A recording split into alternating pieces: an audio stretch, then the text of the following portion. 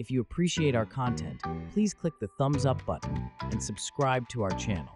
That will really help us to reach more people. Thank you. Well, Tim McGraw and I have a few differences. I have no desire in my life to go skydiving or ride a bull. But beyond that, it's a great and wonderful song that asks, what would you do? How would you live if you knew you were dying? And what is this thing we call death and dying? You know, as a minister, I deal with that a lot with people. I officiated all kinds of services, and many of the funerals and celebrations of life that I do are actually outside of this congregation because I'm on call at different funeral homes around town. There's a lot of people who don't have ministers, or for one reason or another, a minister won't do their service. But I will, because we, unity in God, do what? Leave no one out. But one of the things I have noticed through the years of doing this kind of work is that we don't handle this transition that we call death very well. We don't really fully understand it, and I think there's a lot of reasons which I'll touch on why that is, and maybe today we can come into a better understanding of that. One of the things I've looked at through the years is we get all excited with birth. We have birth doulas, we get ready, we have the room ready, the family gets excited usually. But what about the other end? Which I believe truly is a birth to something different. Because we know that this thing that we occupy, this avatar, this vessel, is exactly that. And it does eventually wear out. I know I don't want to go through all eternity with this one. I like it for what it's doing right now. It's a great vehicle and vessel. I appreciate it. But there will come a day when I'll go, gee, can we do something, a better model maybe? The other thing that has become apparent to me is what happens when we don't prepare. What happens to our loved ones that are left? What they have to go through. I mean, for us, it's easy. But for those who are left, it's hard. I'm sure that many of you have probably been in that position and would certainly never wish that on your family. So we have to be honest. We're not getting out of this. It just ain't going to happen. I think I heard Elvis Presley say one time, we're not getting out of this alive, folks. But what do we do with this?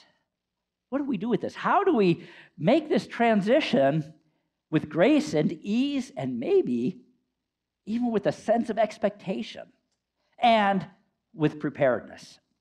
How do we make it sure that our families don't have to go through the preparations, the legalities, the property, and all of that stuff along with their grieving? Well, one of the ways we can do that is attending our workshop today, in which our death doulas will be explaining what they do, because I mentioned birth doulas. I didn't know until a few months ago that there were death doulas, till I met Nikki. And go, wow, that's a neat idea. Why didn't I think of that? Could have been a whole new career. No, I like this one. But what is death? Perhaps the best thing, the first place we can start, is begin to understand this thing that we call death.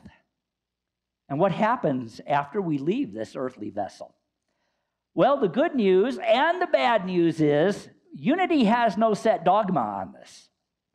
We concern ourselves with what? How we live life here and now. And indeed, even the Jews of Jesus' time concerned themselves with how they lived life now. The truth is, nobody knows what happens beyond this life. Oh, I know. The Bible says this. Well, as those of you who are taking the Bible class know, that it doesn't say what it said originally. And ideas have changed throughout history. Philosophies have changed. Religions have changed. Nobody really knows. I can say that most New Thought people, which is us, Unity and all the other New Thought movements, and many other dominant religions around the world believe in some form of reincarnation. I do. You don't have to. You can believe what you want. Certainly Charles and Myrtle Fillmore, our co-founders, did. And interestingly enough, in the original Gospels, before they got translated and retranslated and retranslated down through the ages, there were references to reincarnation in it. Most of the scriptures referred to that in the beginning, and a lot of that was taken out down through the centuries, but a few little tantalizing hints have survived. And one of them is found in John chapter 9 when Jesus heals the blind man, and his disciples say to him, "Teacher, whose sin caused this man to be born blind? His own sin or his parents' sin?" Now notice something there. He was born blind. What does that imply? Well, that implies that they believe he must have had some sort of previous life where he could have sinned. Right? Who knows? But the point is, Jesus said, sin has nothing to do with this. He didn't use the words, but he probably said that was physiological or genetic or something like that. And it was also a consciousness. But my point is, we need to shift how we look at this. If we look at death through the lens of unity, through metaphysics, through new thought, and even through historical ideas, we begin to see different perspectives on this thing, this transition that we all go through. So perspective number, that's almost as hard to say as that word Geo came up with. Number one, this transition of the spirit from physical to spiritual. You know, in unity, death is often described as the shedding of the physical body, much like discarding an old garment. The spirit, which we know is eternal, or at least we believe that, continues its journey in a higher realm. Charles Fillmore, the co-founder of Unity, wrote this in his book, Keep a True Lent. The soul is not limited by the body, for it exists in the fourth dimension, or the kingdom of ideas. And the kingdom of ideas are limitless and eternal. In this view, then, death is not an end, but it's a liberation into a more expansive divine consciousness. As I said at the beginning, the body is a temporary vessel, while the spirit is eternal. Myrtle Fillmore expanded on that a little bit and added this: life is not confined to the physical body. When we realize this, we lose all fear of death and are prepared to step confidently into whatever lies ahead. That was from her healing letters. And I wondered, well, if we believe that, if the ancient people, the people of Jesus' time, at least the Jews, believed it, not so much the Romans and the Greeks, where did we get off track? Where did we get into this great fear we have around this? And as I studied and as I questioned, I began to realize it may be the very roots of the Abrahamic faith. The Abrahamic faith, for those of you who are not familiar with it, is Christianity, Judaism, and Islam. All of the three religions that came out of the lineage of Abraham.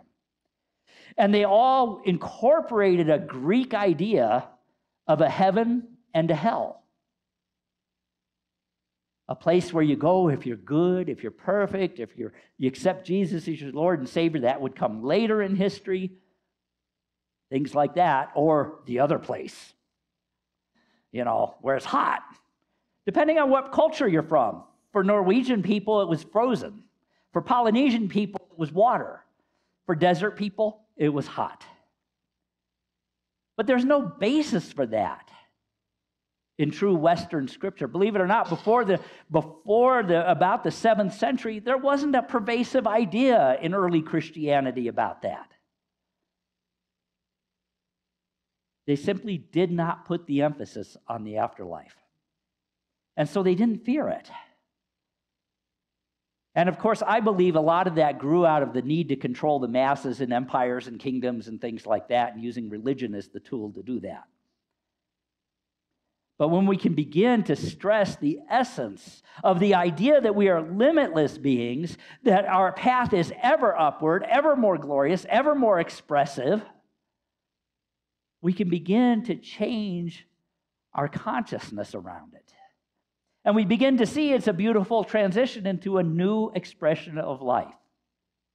Which brings us to another perspective, there I said it, that we come back into unity with God. a return to divine consciousness. Now, I will preface what I'm about to say by this, that there is never a time when we are not in unity with God. We are God expressing. Every human being that has ever lived and ever will live, indeed, all of creation is God expressing. So there is no time, no experience where we're ever separate. There are times when we forget that we are. And so death is seen in this perspective as a return to the source, a reconnection. Unity metaphysics teaches that the soul is an expression of God. And through death, we return to the divine source, completing the circle of life. Charles Fillmore described it this way: life is but the outer expression of an inner, invisible force, which is forever one with the infinite source of all that is. In death, the soul reunites with all that is, not as an escape from the world, but as a continuation of the journey we're on right now. And yes, we may have different experiences going forward. There may be more peace, there may be serenity, but above all, there will be a clearer consciousness of oneness. The good news is we don't have to wait till we're dead for that. We can have that consciousness right here and right now. I like what Eric Butterworth wrote. Death is a door, not a wall. Life continues because life is God and God is infinite. You cannot be separated from God because you are God expressing. Ooh, well, that'll get you in trouble in some circles. But it's the truth. We are all God expressing.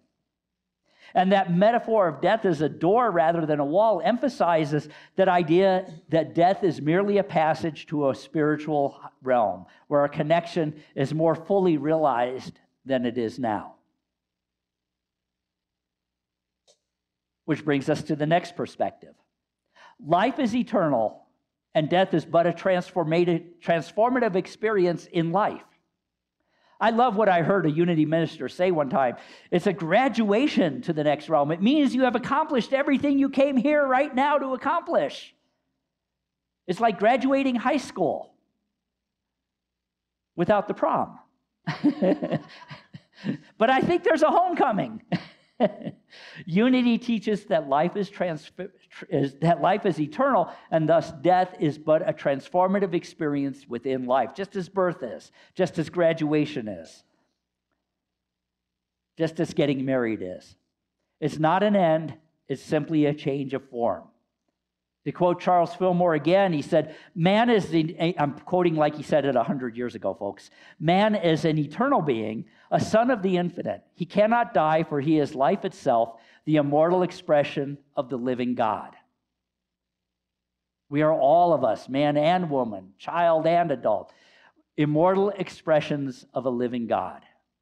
So here Fillmore speaks of the eternal nature of humanity, that we are rooted in the divine, having a human experience. Therefore, we do not fear death. We see it as part of our journey. Martha Smock, a Unity minister, reinforced this with, life goes on. It is continuous and eternal. And each one of us is an inseparable part of life, all the time, for eternity.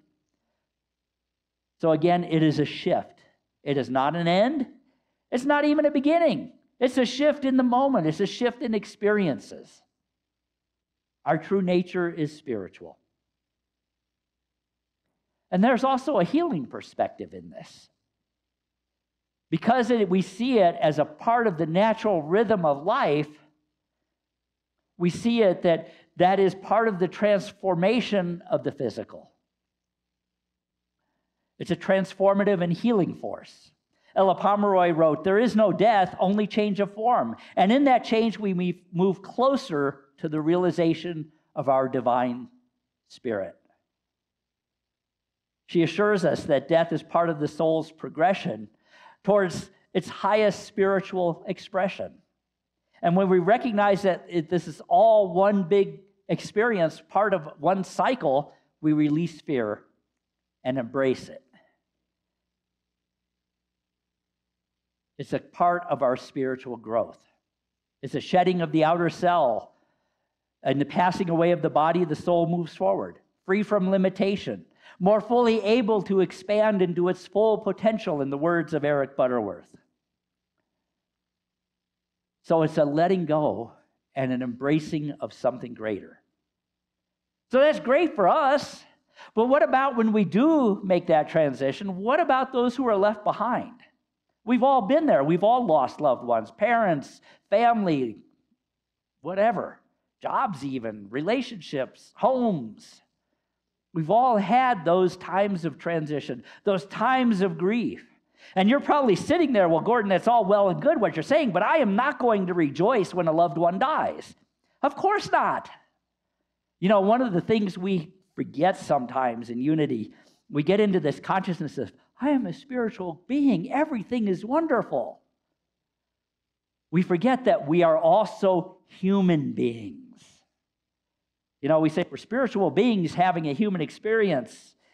And that human experience is being human, human beings. And it's important that we not just shove that aside. That is part of what we're here doing.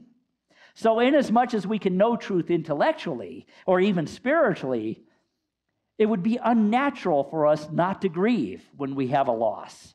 In fact, I would say if you're not grieving when you have a loss, we need to talk. Grief is felt when there's any significant loss. But for our purposes today, we're going to focus on grief when we lose a loved one. Unity offers solace in the understanding that love transcends that transition. Relationships and love are eternal, and the communication with a loved one is still possible through prayer and meditation. It may not be that conscious, direct communication, but there's that energetic connection of love that transcends time and space. Myrtle Fillmore said, love cannot die. It is of God, and it is God, and it is forever. It draws us together in the oneness of spirit. It continues no matter what we are doing. Martha Smock echoed that when she wrote, those we love are with us always. There is no separation in spirit. And knowing this helps, but we still feel that grief. What do we do with that? Well, we listen to the words of the great teachers. They all said essentially the same thing. We're most familiar in this room with what Jesus said in the Sermon on the Mount. Blessed are they who mourn, for they shall be comforted. What was he saying there? He was saying it is appropriate to mourn. By all means, mourn. It's healthy. It's the process we go through whenever we lose someone. And we go through it when we lose other things in life as well. We can mourn for personal loss. We can mourn when there is injustice, when there is suffering in the world. And what that does, it engages our spirit. It engages our heart, and it opens the heart so that we can receive healing and comfort. Mourning implies a deep empathy. It implies a deep love. It implies a recognition of hardships, whether they are personal or collective.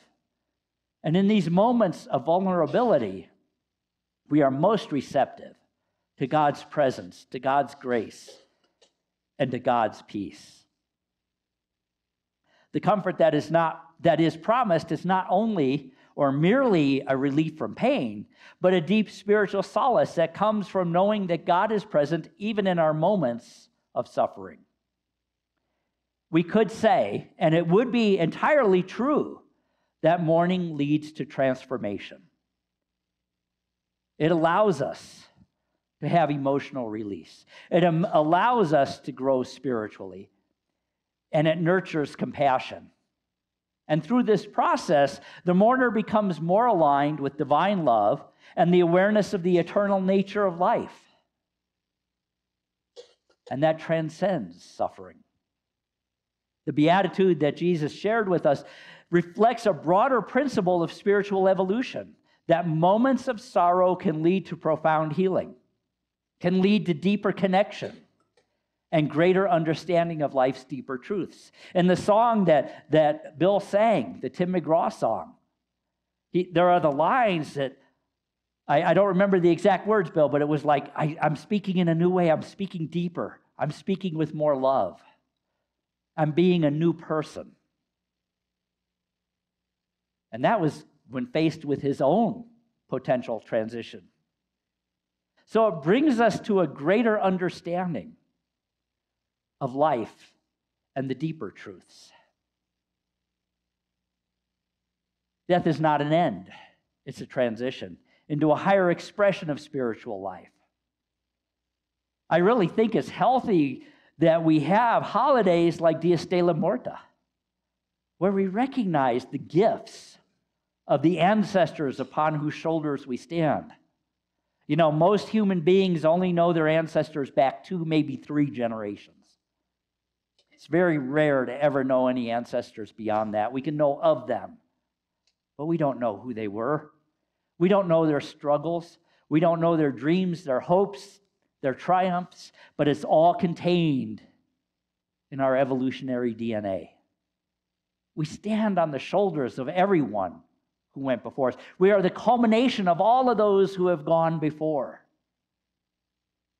And so it's important, I believe, that we recognize that and that we celebrate that, because one day we will be the ancestors, which is kind of an awesome thought when you think about it. Wow, I'm going to be an ancestor. I've only been a descendant to this point, but someday I will be an ancestor, and whether they remember me or not, they will carry a part of me forward in this experience while I go on to an even greater experience. When you begin to grasp this, life becomes truly amazing. The entire journey from the beginning of time to eternity, which we are a part of, becomes truly astounding. So we see death as life expanding. And through the writings of people like Charles Fillmore, Myrtle Fillmore, Eric Butterworth, Ella Pomeroy, Martha Smock, and so many others, and certainly the teachings of Jesus and the Buddha and Muhammad and so many others, we are reminded of the eternal nature of the soul, of our ongoing unity with God, and the truth that death is a sacred passage rather than a finality. And with that understanding, with that knowledge, we can engage with life in a much fuller way in this now moment, like Tim McGraw did. And we can learn more about this. We can experience life to its fullest. And we can then say, you know what? I have the courage to embrace this transition that will come at some point with joy, with grace, and with ease. And I stress with the ease because we learn how to do that more from our workshop today and the event next Saturday, which I hope you all come to. And that is we're going to have for those of you who are not aware, preparing for our next journey fair, I guess. Our working title was a death fair, but not sure on that title. But we're going to have vendors in here. It's open to the entire city. I know I saw it in the Journal. And, you know, this is a big event, and it's actually a week-long event that's kicking off next Saturday. I think it's Saturday it kicks off. Actually, it kind of kicks off today with this, huh? And it's citywide. There's going to be murder mystery dinners, and my favorite one that hopefully I'll get to attend is Brewmeisters and Undertakers. That just sounds like fun. But we're going to learn how to move through this process and how to make it easy for those around us in our workshops. And most of all, though, between everything we do in the next couple weeks, including celebrating Halloween and Dias de la Muerta, the fair that's coming up, the workshop this afternoon, most of all, we will learn more fully how to always look on the bright side of life. Namaste.